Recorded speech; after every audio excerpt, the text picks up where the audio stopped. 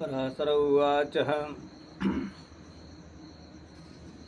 तस्मिन् रासवदैत्यसानुग विनिपातिते सौम्यं तद गोपगोपीनां रम्यं तालवनं बभूव।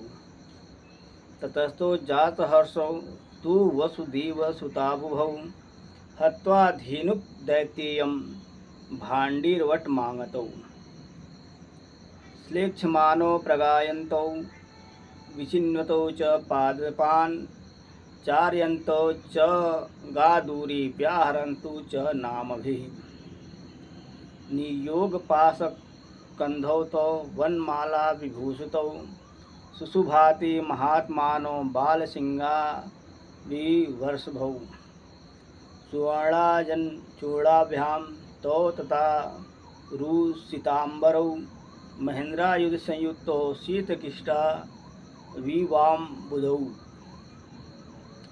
चेरतुर्लोकसिद्धाभिः क्रीडाभीतिरितरितरं समस्त लोकनाथानां नाथभूतो भुवं गतौ।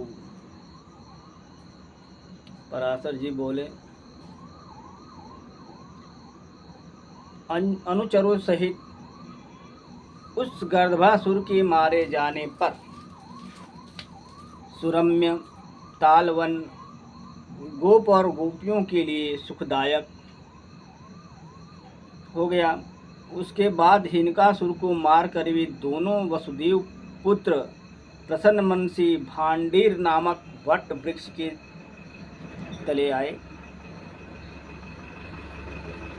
कंधे पर गौ बांधने की रस्सी डाले और वनमाला से विभूषित हुए वे दोनों महात्मा बालक सिंहनाद करते गाते वृक्षों पर चढ़ती दूर तक गवें चराती तथा उनका नाम ले लेकर पुकारते हुए नए सिंहों वाले बछड़ों के समान सुशोभित हो रहे थे। उन दोनों के वस्त्र क्रमशः सुनहरी और श्याम रंग में रंगे हुए थे, अतः वे इंद्रधनुष युक्त श्वेत और श्याम मेघ के समान जान पड़ते थे। वे समस्त लोकपालों के प्रभु पृथ्वी पर अवतीर्ण होकर के नाना प्रकार की लौकिक लीलाओं से परस्पर खेल रहे थे। मनुष्य धर्म में तत्पर रह कर के मनुष्यता का सम्मान करते हुए वे मनुष्य जात के गुणों की क्रीड़ाएं करते हुए वन में विचर रहे थे। वे दोनों महाबली बालक कभी झूला में झूल करके, कभी परस्पर मल्ल युद्ध कर और कभी पत्थर फेंक कर नाना प्रकार से व्यायाम कर रहे थे। इसी समय उन दोनों खेलते हुए बालकों को उठा ले जाने की इच्छा से प्रलंब नामक दैत्य कोप वेश में अपने को छिपा करके वहां आया। मनुष्य धर्माभिर्तो मानयन्तो मनुष्यतां तज्जाति गुणयुक्ताभि कीड़ाभिश्चिर तुर्वनम ततस्तादोलिकाभिश्च निर्युद्धे महाबलौ व्यायाम चक्रतुष्ट क्षेपड़ी यशामभिः ललितसुर सुरतश्च हा शुभो रममाणयोः आर्यारम प्रराम व्याख्यो गोपवीति रोहतिः सोवगाहत निःशङ्कास्ति सां मध्यम मानुषः मानुषं वपुरास्थाय प्रलम्बो दानवोत्तमं तयोच्छिन्द्रास्तप्रेसुर विषयाहन्यतः पृष्ठं ततो रोहिणीयं हन्तुं चक्रे मनोरथं हरिया क्रीडा नाम बालक क्रीडनकं ततः प्रकुर्वन्तो हि ते सर्वे द्वौ युग पदुस्थितौ। दानव शेष प्रलम्ब मनुष्य न होने पर भी मनुष्य का रूप धारण करके निःशंक भाव से उन बालकों के बीच घुस गया। उन दोनों की असावधानता का अवसर देखने वाले उस दैत्य कृष्ण को तो सर्वदा अजेय समझा, अतः उसने बलराम जी को मारने का निश्चय किया। उसके बाद वे समस्त ग्वालबार हरिड़ा क्रीड़ानक नामक खेल खेलते हुए आपस में एक साथ दो बालक हो उठे। श्रीदाम्ना सह गोविन्दः प्रलम्बन् तथा बलः गोपालस्परश्चान्ये गोपालाः प्लुसुतः श्रीदामानं ततः पृष्ठः प्रलम्बरोहिणीसुतः जितवान् कृष्णपक्षी गोपैरन्ये पराजिताः ते वाहनस्तोयं भाण्डीर्यं वटमित्यवैः पुनः निव्युत्सुष्य सर्वे एतत् पराजिताः संकर्षणं तु स्कन्धेन शीघ्रं मुक्षिप्यमादानवः नभस्थलं जगामासु सचन्द्र इव वारिदः असहन रोहिणीस्य स भारं दानोत्तमं ववृधि स महाकाय प्राविश्य बलाहकः संकरणास्तु तं दृष्ट्वा दग्धशैलोपमाकृतिं दग्धाम् अलम्बाभरणं मुकुटाटोपमस्तकं रौद्रं शकटचक्राक्षं पादन्यासचलच्छितिनम् अभीतमनसा तेन रक्षारोहिणीसुतः हिरण्यमाणस्थः कृष्णमिदं वचनमब्रवीत् कृष्ण कृष्ण हि हेषः परोतद्ग्रमूर्तिना कीनापि पश्चिदैतेन गोपालमच्छपद्मरूपिणा यद्यपि साम्प्रतं कार्यं मया मधुनिसूदन तत्कथां प्रत्याय ईशः दुरात्माति त्वरान्वितः। तब श्रीदामा के साथ श्री कृष्णचंद्र प्रलम्ब के साथ बलराम और इसी प्रकार अन्यान्य गोपों के साथ और ग्वाल बाल हुड़ बदल कर उछलते हुए चलने लगे। अंत में कृष्णचंद्र ने श्रीदामा को, बलराम जी ने प्रलम्ब को तथा अन्यान्य कृष्ण पक्षियों गोपों ने अपने अपने प्रतिपक्षियों को हरा दिया। उस खेल में जो जो बालक हारे थे वे सब जीतने वालों को अपने अपने कंधों पर चढ़ा करके भांडीर वट तक ले जाकर के वहां से फिर लौट आए। किंतु प्रलंबासुर अपने कंधे पर बलराम जी को चढ़ा करके चंद्रमा के सहित मेघ के समान अत्यंत वेग से आकाश मंडल को चल दिया। वह दानव श्रेष्ठ रोहिणी नंदन श्री बलभद्र जी के भार को सहन न कर सकने के कारण वर्षा कालीन मेघ के समान बढ़ करके अत्यंत स्थूल शरीर वाला हो गया। तब माला और आभूषण धारण किए, सिर पर मुकुट पहने, गाड़ी के पहियों के समान भयानक नेत्रों वाले, अपने पाद प्रहार से पृथ्वी को कंपायमान करते हुए तथा दग्ध पर्वत के समान आकार वाले उस दैत्य को देखकर उस निर्भीक राक्षस के द्वारा ले जाते हुए बलभद्र जी ने कृष्णचंद्र से कहा, भैया कृष्ण देखो, छल पूर्वक गोप वेश धारण करने वाला कोई पर्वत के समान महाकाय दैत्य मुझे हरे ले जाता है। हे मधुसूदन, अब मुझे क्या करना चाहिए यह बतलाओ।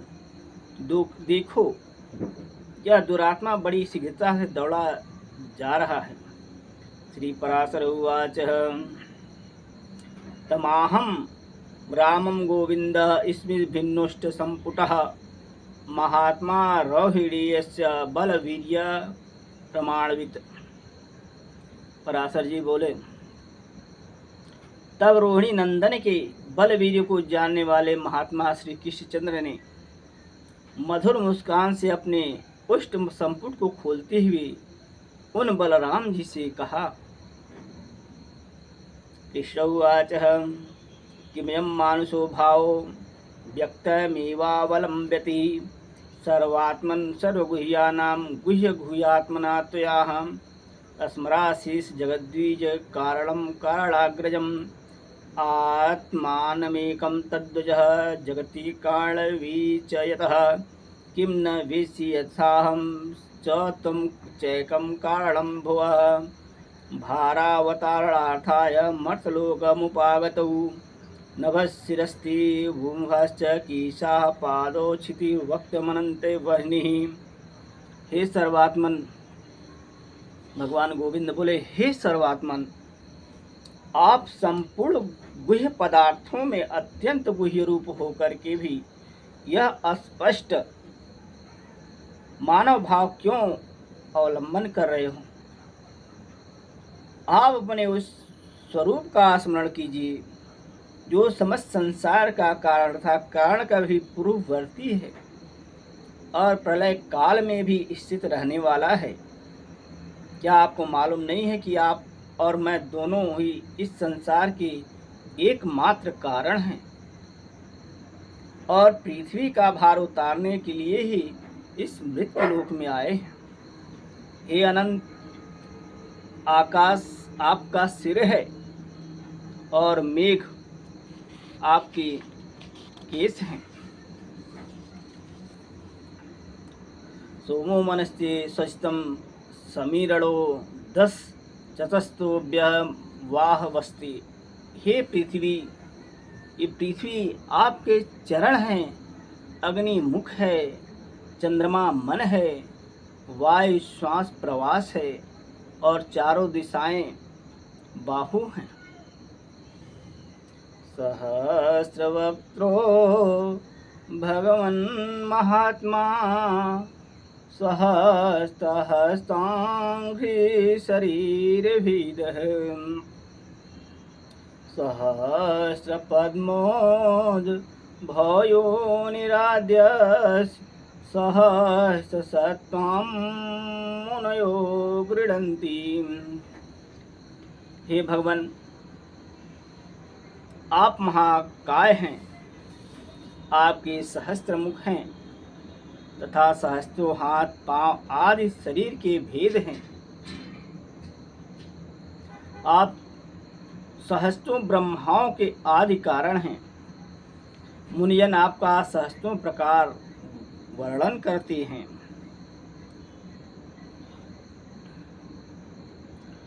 दिव्यं हि रूपं तव वेति च नान्यो देवैर्षिशैर्वताररूपं तद्यचति वेशि न किं यदन्ते त्वयैव विश्वं लयमभ्युपैति। आपके दिव्य रूप को आपके अतिरिक्त और कोई नहीं जानता,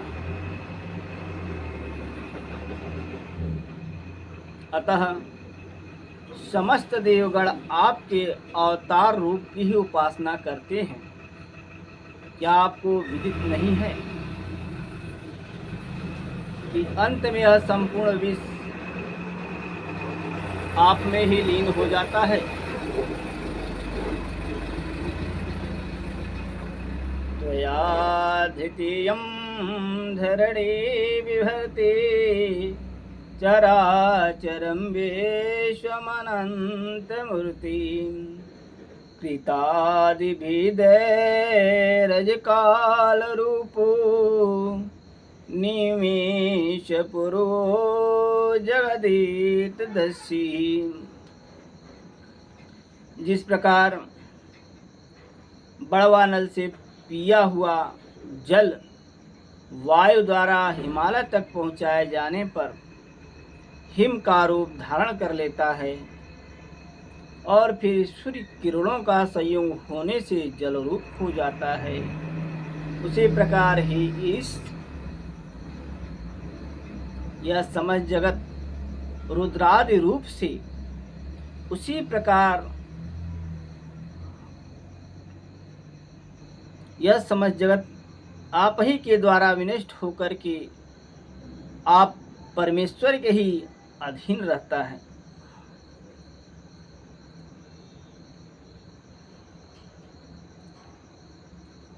हिमाचले भानुमतो सुसंगाज जल त्वमभ्येति पुनस्तदेव एवं त्वया संहरणे उमेतत् जगत् समस्तं त्वदधीनकं पुनः तवैव सर्गा समुदस्य तस्य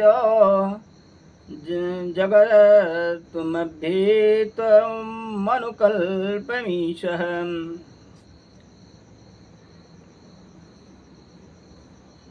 और फिर प्रत्येक कल्प में आपके हिरण्यगर्भ रूप से सृष्टि रचना में प्रवृत्त होने पर यह विराट स्थूल जगत द्रुप हो जाता है।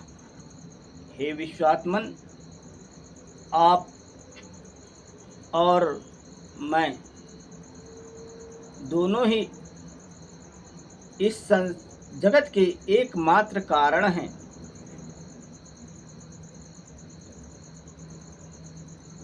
भवानहं च विश्वात्मनेकमेव च कारणं जगतोऽस्य जगत्तर्थी भेदीनावाहं व्यवस्थितौ तत्समर्यतामेयात्मसंस्थयात्मा जहिदानवं मनुष्यमेवावलम्बस्य बन्धूनां क्रियताहितम्।